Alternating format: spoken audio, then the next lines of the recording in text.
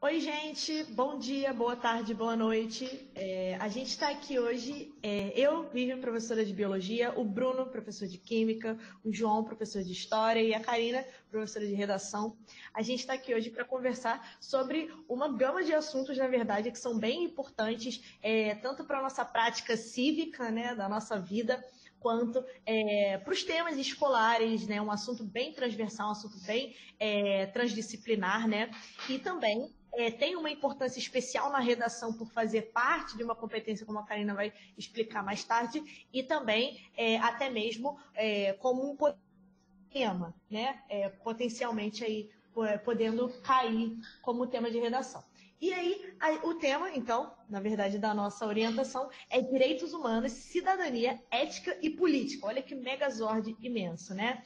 Então, a gente vai tentar trazer aqui alguma abordagem que tente unir a ideia, né, desses quatro conceitos. São conceitos bem complexos e mereceriam, com certeza, uma orientação para cada, mas como a gente tem pouco tempo para tratar as orientações que a gente tem programadas, a gente resolveu, a direção, na verdade, resolveu juntar essas duas orientações e fazer uma só. Então, a gente vai tentar dar conta de uma abordagem que una esses quatro assuntos, na verdade, né, direitos humanos, cidadania, ética e política, para fazer uma conexão entre eles, né? Então, assim, quando a gente está pensando, primeiramente, em direitos humanos, né, que de certa forma ele alicerça, ele seria o ponto inicial no qual a gente começaria, a gente deveria partir dos direitos humanos para começar a debater qualquer assunto na esfera política, qualquer assunto na esfera ética, qualquer assunto na esfera moral, né? Mas os direitos humanos eles nem sempre estiveram entre nós, né? O que hoje é uma ideia bem consolidada e acredito que todos vocês conheçam o que é um direito humano ou pelo menos tenham alguma ideia. Na verdade, a ideia de direitos humanos ela foi muito mais trabalhada a partir da Segunda Guerra Mundial, ou seja, na verdade a partir do fim da Segunda Guerra Mundial, porque a Segunda Guerra Mundial ela deixou um gosto amargo, né, na boca das pessoas do planeta, porque na verdade a Segunda Guerra Mundial ela se tratou, né, principalmente um dos principais movimentos sociopolíticos que aconteceram em relação à Segunda Guerra foi a questão eugênica, né, principalmente a questão eugênica germânica, né, dentro do contexto do nazismo, e trouxe aí a ideia, que já é própria da eugenia, mas que é aplicada dentro do contexto europeu, a ideia de que a raça ariana, ela teria traços superiores às demais raças, o que de certa forma justificaria o extermínio, né, a segregação e o extermínio dos outros povos, né? E aí a gente está falando de diversos povos e o principal atingido, claro, foram os judeus, como vocês já sabem. Então, a Segunda Guerra ela deixou um gosto muito amargo no sentido de igualdade, no sentido de direitos, né, para o restante do mundo. Uma deixou uma péssima herança, né? Então, a partir de 1948, né, lembrando que a Segunda Guerra ela vai terminar em 45, 3 anos depois do fim da Segunda Guerra, vai ser promulgada então a Carta Universal dos Direitos Humanos, que vai trazer aí nos seus 30 artigos o que seriam esses direitos humanos. Então, lá a gente vai ter o direito à liberdade, o direito à saúde, o direito a não sofrer tortura, o direito a não ser preso arbitrariamente, enfim, uma série de direitos, né, que são considerados a partir dessa carta um direito de toda pessoa humana, independente, claro, da sua origem, do seu conjunto étnico, da sua idade, da sua cor, da sua religião, enfim. Então, esse é um princípio que vem desafiar um pouco as desigualdades que a gente encontra instauradas nas sociedades de uma forma geral, principalmente na sociedade brasileira, que é uma das sociedades mais desiguais do planeta, né? Então ela desafia constantemente as formulações de lei, né, para caminhar no sentido de garantir esses direitos. Então, assim, quando a gente lê a Declaração de Direitos Humanos, que, aliás, é bem interessante da gente ler como um documento histórico e também como um documento importante para a atualidade, se a gente encara essa declaração como uma verdade, é aquilo se a gente encara essa declaração como uma descrição da realidade, a gente tem um pouco de vontade de rir, porque na verdade ela não é uma descrição da realidade. As pessoas não são iguais perante a lei. As pessoas não são, nem todas as pessoas têm liberdade, nem todas as pessoas têm acesso à saúde, né? A gente vê logo incoerências, mas na verdade é porque os direitos, os itens, né, os artigos da declaração, eles não têm que ser lidos como um fato, como uma descrição factual. Eles têm que ser lidos como, na verdade, digamos assim, uma utopia, um lugar onde a gente quer alcançar. Até porque a própria conformação socioeconômica que a gente vive, por exemplo, que é o modelo capitalista, ele não preconiza igualdade. Na verdade, é base fundante do capitalismo a desigualdade. Então, na verdade, como é que a gente vai promover direito à igualdade, por exemplo, né, e ao igual tratamento perante a lei dentro de uma sociedade capitalista? Então, assim, é muito mais do que uma descrição da realidade. A Declaração Universal de Direitos Humanos ele é uma utopia, é um lugar, é algo que a gente tem que sempre lembrar para caminhar naquela direção, né? Admitindo, portanto, constantemente que a gente ainda se encontra num estado longe desse ideal, dessa utopia. Mas, enfim, a Vivian falou com vocês, então, sobre essa Declaração dos Direitos Humanos e tudo mais, mas é sempre importante que, quando a gente vai tratar um tema como esse, ou um objeto de estudo como esse, como a declaração, a gente situe historicamente esse desenvolvimento para conseguir compreender o processo, né, de transformação que leva de um lado ao outro, que leva ao surgimento desses direitos e tudo mais, e também ao seu contínuo retrabalho, por assim dizer, né? Porque essas discussões, elas, assim como a Vivi falou, no momento em que essa declaração ela é proposta, ela é, na verdade, utópica. Ela não é aplicada ela não é aplicada de maneira efetiva nem naquela época, nem é hoje em dia. E, em parte por causa disso, e em parte também porque a nossa realidade muda a todo instante, de maneira cada vez mais acelerada, novas discussões são levadas a cabo o tempo inteiro, justamente tentando promover ou uma expansão, uma readequação desses ideais de direitos que estão ligados historicamente a outros tipos variados de direitos que a gente considera importantes para a nossa vida, né? Quando a gente vai discutir esses tópicos, como saindo um pouco dos direitos humanos em si, de maneira mais específica que a gente vê após a guerra, mas quando a gente vê coisas que estariam relacionadas a isso, que seriam aqueles direitos ligados à cidadania, por exemplo, a gente acaba historicamente retornando ali até um período bem recuado, que seria o lado, enfim, dos gregos, dos romanos e tudo mais. E por que a gente faz isso, né? Quando a gente está falando sobre sistemas como ética, cidadania e política e tudo mais, é importante a gente fazer esse retorno, assim, só para poder traçar esse histórico de desenvolvimento, como eu falei, a essas civilizações antigas do Ocidente, né, que seriam ali Grécia e Roma.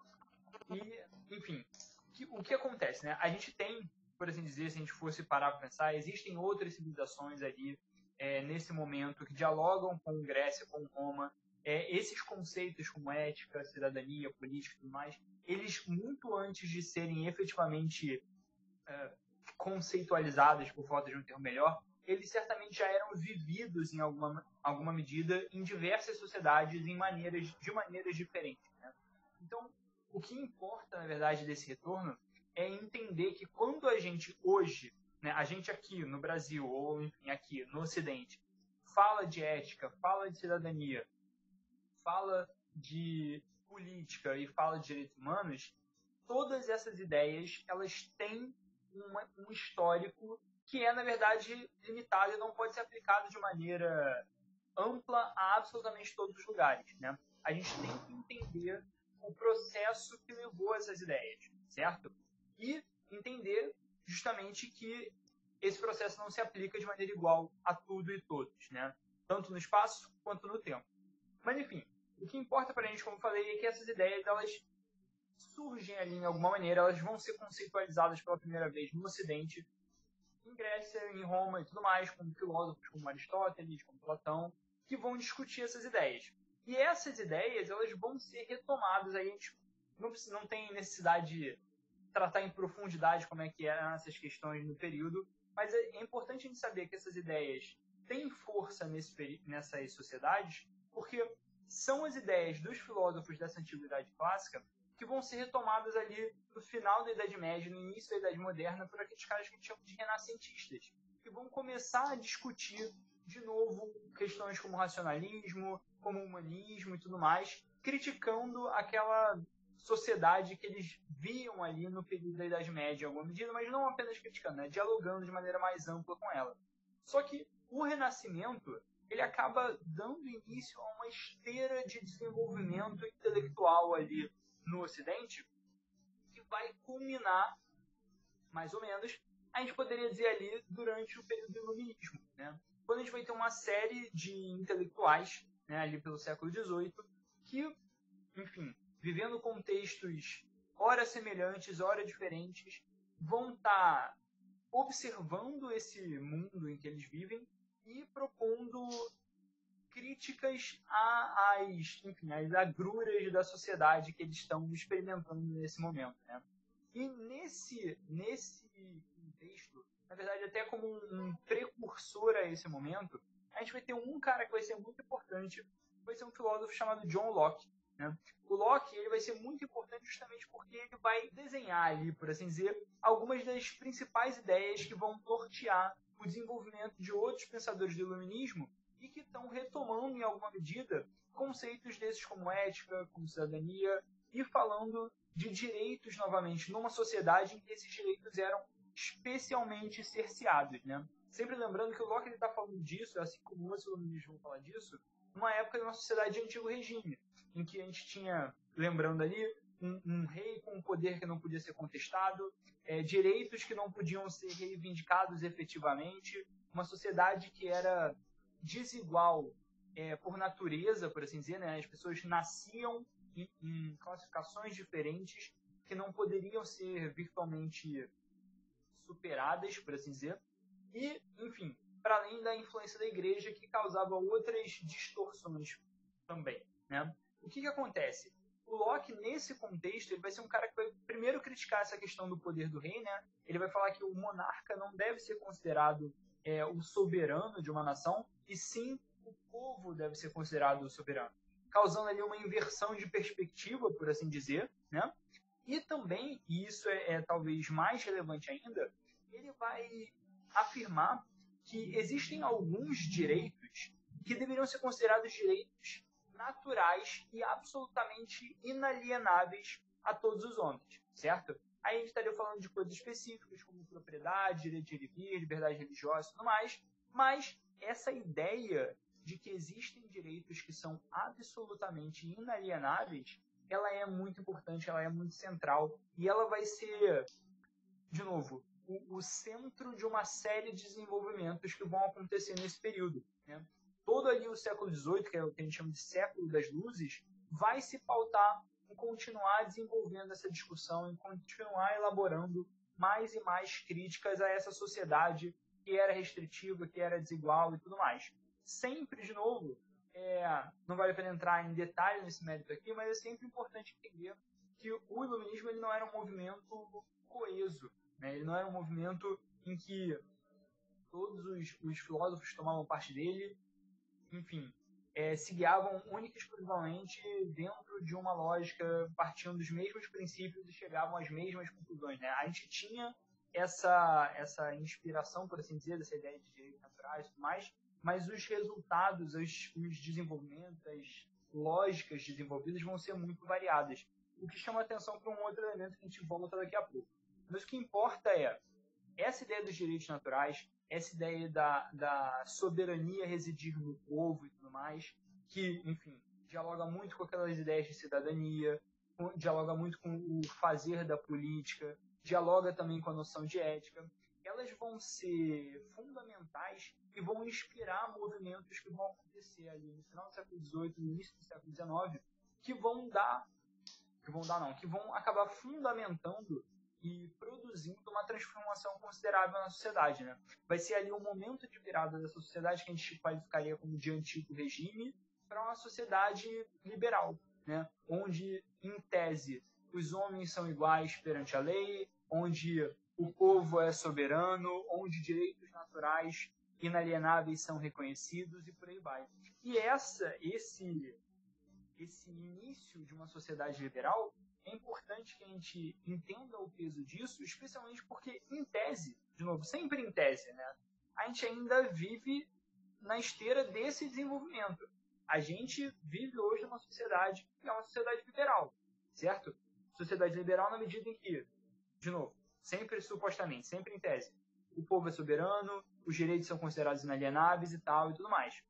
Porém, por que essas coisas que são afirmadas, que estão presentes, vão estar presentes em constituições, ali, por exemplo, na Revolução Americana, que vai falar sobre o direito à igualdade, à liberdade, de cada um perseguir a felicidade e tudo mais. Por que essas coisas que são afirmadas, que são defendidas e tudo mais, acabam não se consolidando de maneira efetiva, né? E aí, de novo, é importante entender não só os momentos, os marcos em que esses direitos vêm à tona. Então, de novo, lá as ideias lá da antiguidade, o momento do iluminismo, o momento da pós-Segunda Guerra Mundial. Não é importante entender só os momentos em que as coisas vêm à tona, mas também o que leva esses processos a acontecer. E isso tem muito a ver com a constante dissensão que marca a nossa sociedade, né? Que marca, enfim, todas as sociedades, né? Nenhuma sociedade é absolutamente igual e nenhuma sociedade é absolutamente una, né? Tipo, ela não existe um contexto em que não haja discussão, diferença, enfrentamento, luta e por aí vai, né? E é esse enfrentamento, é essa luta, é essa discussão, essa dissensão que leva, pouco a pouco, aos desenvolvimentos dessas ideias, desses direitos, desses conceitos, certo? Então, quando, por exemplo, com a Revolução Francesa, a gente vai ter essas ideias de direitos naturais defendidas, a gente tem um marco ali dentro do próprio tempo da Revolução, dos 10 anos de efetiva Revolução, a gente tem dois momentos que identificam essa dissensão dentro do próprio grupo revolucionário. Se a gente pega, por exemplo, a gente falou da Declaração dos Direitos Declaração Universal dos Direitos Humanos. Ela tem uma raiz histórica, por assim dizer, na Declaração dos Direitos do Homem e do Cidadão, né? Que é uma declaração também. Ela não está falando especificamente sobre direitos humanos, ela está falando sobre uma outra questão, né? Que é justamente a cidadania e tudo mais. E falando sobre essa questão de soberania, falando sobre liberdade, igualdade e por aí vai. Porém, essa declaração, que é o fundamento de constituições e tudo mais que terão daí para frente, ela vai ser refeita 2, 3 anos depois, ainda dentro do período da Revolução. Um outro grupo sobe ao poder e ele sente a necessidade de revisar a declaração para mudar ênfases específicas e especificar elementos que não estavam marcados. E o que a gente vê nisso?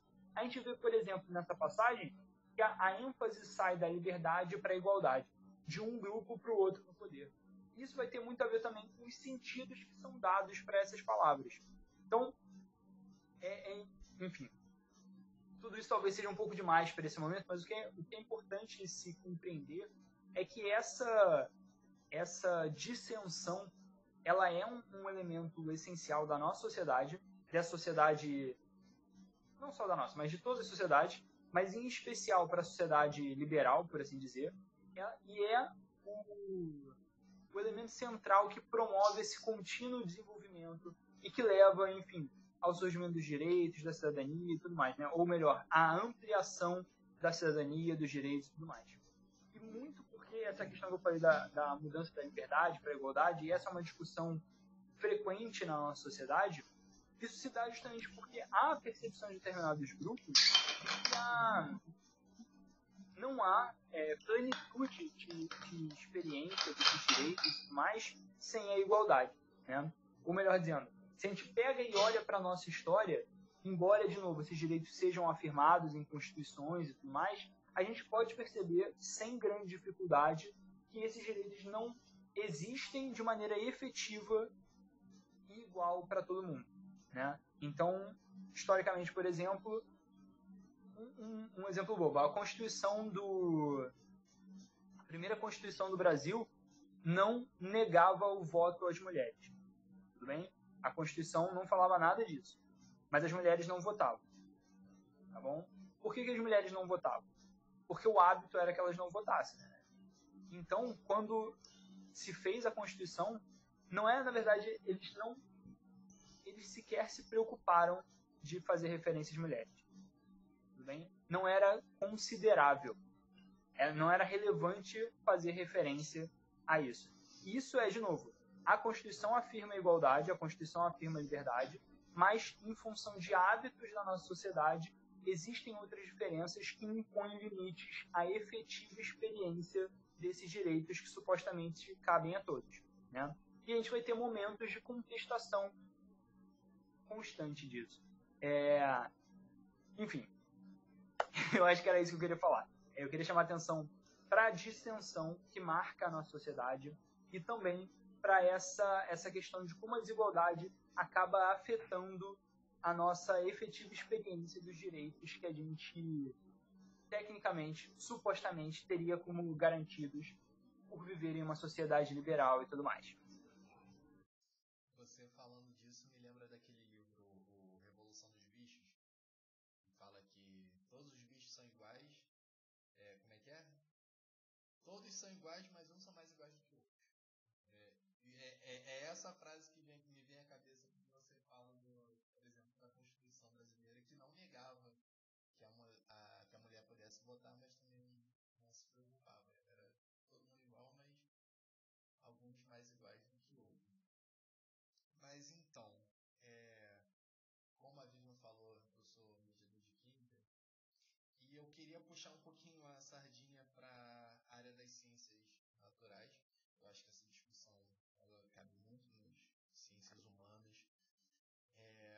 Mas eu acho que as ciências naturais elas têm também como contribuir para essa garantia dos direitos humanos. E até a gente estava conversando mais cedo, ao meu ver, quando o Estado ele entra como garantidor desses direitos humanos para a sua população, e aqui eu estou falando especificamente do direito à vida e da saúde, eu acho que deveria ser feito, essa garantia deveria ser pautada em conhecimento científico. Por quê? A gente está em pandemia, e tanto é que a gente está gravando essa orientação acadêmica via chamada de vídeo. Se não fosse a pandemia, a gente estaria conversando com vocês aqui ao vivo.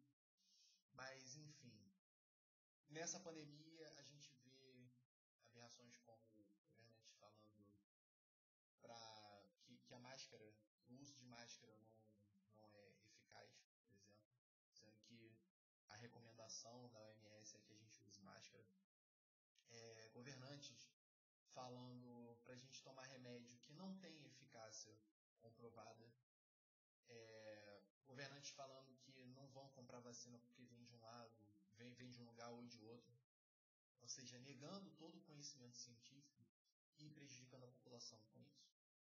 Então, a população está perdendo, como posso dizer, tendo um direito humano, o direito à vida, o direito à saúde, prejudicado por conta de crenças, vamos botar assim, em pseudociências, ou melhor, negando a ciência.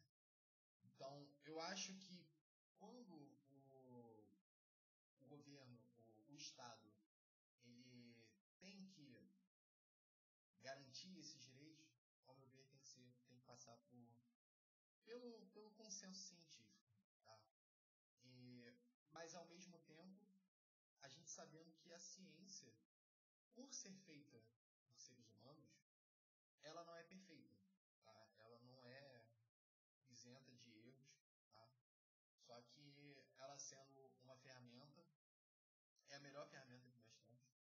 E o bom da ciência é que ela tenta sempre se corrigir. Então, por mais que ela seja feita por seres humanos, por mais que ela seja falha, o bom dela é que nessa tentativa de correção ela vai sempre melhorando. O conhecimento que a gente tem, a partir dela vai sendo sempre aprimorado. Eu acho que a gente pode confiar muito mais no conhecimento científico do que no conhecimento não científico quando a gente está falando de políticas públicas de saúde, por exemplo, que vão garantir esses direitos humanos para a sua população. só queria realmente comentar isso, que essa é uma discussão muito das ciências humanas. E fazer só um parênteses aqui também, que o que a gente vê hoje são essas ciências naturais, química, física, biologia, sendo negadas, sendo tidas como questões de opinião. Só que muitas vezes a gente, eu digo eu mesmo, e a gente acaba olhando para essas ciências humanas e vendo também como questões de opinião. Essa questão de direitos humanos, isso não é questão de opinião. As ciências humanas, e eu acho que o João pode explicar melhor isso, elas buscam estudar essas questões e não... Cara, eu vou estar me repetindo aqui, mas não é uma questão de opinião. É um conhecimento que é gerado e a gente não pode simplesmente contestar falando assim, a minha opinião é diferente, então eu acho que, por exemplo, os direitos humanos eles não valem, ou como até a Vivian tinha comentado antes, direitos humanos para humanos direitos. Enfim, eu só queria mesmo comentar isso porque eu acho que é bem importante. Eu só queria fazer um comentário assim, sobre essa questão do Bruno. Esse é um ponto de vista que o Bruno coloca, mas isso que o Bruno expressa é uma corrente dentro de uma discussão muito complexa. Só para vocês terem uma ideia, assim. Porque, por exemplo, eu tenho esse livro aqui do meu ladinho, ele se chama A Falsa Medida do Homem, tá? É de um antropólogo, biólogo antropólogo, chamado Stephen Jay Gould. Ele tem livros maravilhosos para quem gosta de evolução, antropologia, biologia de uma forma geral. E nesse livro, ele vai demonstrar como que, não só nesse, né, tem um outro aqui também muito bom, chamado Raça Pura, né, enfim, tem várias literaturas acerca da eugenia, acerca das questões raciais, né, no Brasil e no mundo, e a gente vê, através dessas literaturas, como que a ciência, e as ciências naturais mesmo que eu estou falando da biologia, eu estou falando da física, eu estou falando de ciências da natureza, tá? Como elas foram sistematicamente utilizadas para justificar extermínios, como elas foram utilizadas para endossar, né, discriminações, o que hoje a gente reconhece como uma discriminação que não é simplesmente uma coisa despretensiosa, que não é uma coisa inocente, é uma coisa que tem por trás todo um sistema político e econômico relacionado a isso, né? Então a gente viu muitas vezes a ciência dando endosso a esse tipo de atitude, a esse tipo de corrente de pensamento, né? A eugenia, ela surge principalmente no contexto na Inglaterra, né? Ela surge na Inglaterra a partir do Galton, né? O Galton, inclusive, ele era parente do Charles Darwin, para quem não sabe, né? Ele era parentado do Charles Darwin, e o filho do Darwin, inclusive, ele foi líder de uma associação eugenista, o filho do Charles Darwin, tá? Inclusive. Então, assim, até me perdi no que eu estava falando. Tá. É desenvolvida na Inglaterra a partir do momento que a gente tem a pobreza, a doença, como um problema social muito proeminente, tá? Principalmente nessas cidades inglesas que vão se formando a partir da Revolução Industrial. Então, a Revolução Industrial, a partir do mesmo... por um lado, ela traz aquele boom de transformação de produtos, né, de matérias em produtos, e agora tinha um poder de venda e tudo mais, tinha todo esse boom, né, mental assim, da sociedade, mas junto com isso vinha a pobreza, vinha a superexploração, vinha cidades lotadas, vinha pessoas doentes, vinha trabalho infantil, vinha um monte de mazelas que hoje a gente reconhece como mazelas inerentes praticamente ao capitalismo, né, que são tão comuns quanto o próprio capitalismo. Então a gente tem, dentro desse contexto, uma puta preocupação que começa a surgir com essas questões de, então a gente tem um monte de gente doente, mas quem são esses doentes? Será que a gente consegue? Tem pessoas que ficam doentes, pessoas que não ficam, né, e tudo mais. Então, a partir daí, foi se criando uma ideia de que algumas pessoas elas poderiam ser geneticamente superiores a outras, né? Então, partindo disso como uma premissa, partindo disso como um fato, que não é um fato, mas partindo disso como um fato, então a gente teria a possibilidade, então, de criar o super-humano. né, de criar um humano cada vez melhor geneticamente. Como é que a gente faria isso? Da mesma forma como Mendel, né, como muitos outros hibridizadores faziam já no século XIX, cruzando determinadas plantas, cruzando determinados animais para deixar mais proeminente determinadas características físicas desses animais, dessas plantas, tá? Então, se a gente, por exemplo, impedisse pessoas pobres, feias, doentes de se reproduzirem, essas pessoas elas não passariam essa genética ruim, né, em diante, e com o passar das gerações a gente criaria uma raça humana melhor, né? Então essa é basicamente, muito superficialmente a ideia, né? Mas a eugenia ela tinha também embates de ideias, nem todo mundo concordava dentro disso, né? Mas basicamente essa aqui é a ideia. Então assim, e era um negócio científico mesmo, tinha estudo. Se você abre aqui esse livro, você vai ver, por exemplo, medição de crânio. Você vai ver, até na ditadura militar no Brasil, tá? Ou seja, eu estou falando aí da década de 60, 70, tinha gente dentro de faculdade medindo crânio, tá? Para tentar relacionar isso, sim, para tentar relacionar isso com a inteligência. Então, por exemplo, hoje em dia a gente tem heranças eugênicas na nossa sociedade que a gente naturaliza. O teste de QI, ele foi desenvolvido dentro de um contexto eugênico. A própria ideia de modelo, né, a pessoa ser modelo, isso é desenvolvido dentro de uma ideia de eugenia, tá? A pessoa ser mais bonita, mais feia, padrão estético, isso é eugênico, tá? Por exemplo, hoje em dia a gente vê o próprio, que agora presidente da República, mas enquanto deputado, ele propôs esterilização de pessoas pobres para controle de natalidade. Isso é eugenia pura, assim, não tentou nem disfarçar, isso é eugenia, tá? Então, assim, a gente tem que ver também que a ciência, ela muitas vezes, ela trabalha no endosso dessas situações. Então, só estou trazendo aqui um outro ponto para trazer esse contraponto que é necessário. Só comentar aqui rapidinho, essa questão que eu falei que ela não é perfeita. E os seres humanos que utilizam ela podem usar tanto para o bem quanto para o mal. Você estava falando não só na biologia, mas física e química, bomba atômica.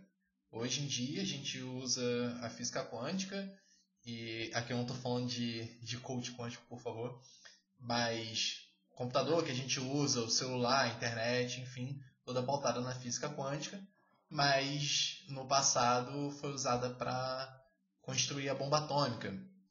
Então, sim, concordo com você, Vivian. Acho que é muito importante esse ponto mesmo que você levantou. Bom, gente, então, pensando em tudo isso, né, vamos falar um pouquinho como tudo que a gente está falando hoje se aplica no caso da prova do Enem, né, mais especificamente a redação. Bom, é importante que vocês saibam que alguns anos atrás a redação do Enem penalizava com nota 0 qualquer pessoa que ferisse os direitos humanos na redação. Então, qualquer ideia que fosse contrária aos direitos humanos levaria a redação a ser anulada, tá? Só que aí o Escola Sem Partido resolveu entrar com uma ação para justamente não fazer com que a redação fosse zerada em caso de desrespeito aos direitos humanos. E aí chegou-se a um consenso, no fim das contas, de que se o participante, na competência 5, né, na hora da proposta de intervenção dele, ele propôs uma ação que desrespeitasse os direitos humanos, então a competência 5, somente ela, levaria a nota 0 e as outras seriam avaliadas normalmente. Tá? Ou seja, agora a pessoa pode ferir os direitos humanos durante a redação, mas se ferir na proposta, a proposta vai ser zerada. Bom, eu acho que eu não preciso dizer em termos morais porque que não é interessante ferir os direitos humanos durante a redação. Mas, em termos lógicos, se você escreve alguma coisa durante o texto que fere os direitos humanos e na hora da proposta não fere esse direito, né, tipo, sugere alguma coisa que está resguardando, é bem possível que a pessoa que fez isso esteja sendo contraditória, porque uma hora ela vai desrespeitar, outra hora ela vai respeitar. Então acaba que mesmo com essa abertura, que já não é uma abertura legal, né, mas mesmo com essa abertura, não é interessante desrespeitar os direitos humanos na redação. Tá. Dito isso, o que pode ser considerado desrespeito aos direitos humanos no Enem, né? além das características básicas assim que a gente já vem à nossa cabeça, né? Como execução sumária, prática de tortura, mutilação, as questões de discriminação também, né? Discriminação por qualquer questão de origem, de gênero, de raça, enfim. Além de tudo isso, a gente tem desrespeitos que dizem que são mais relacionados ao tema em si que está sendo abordado, tá?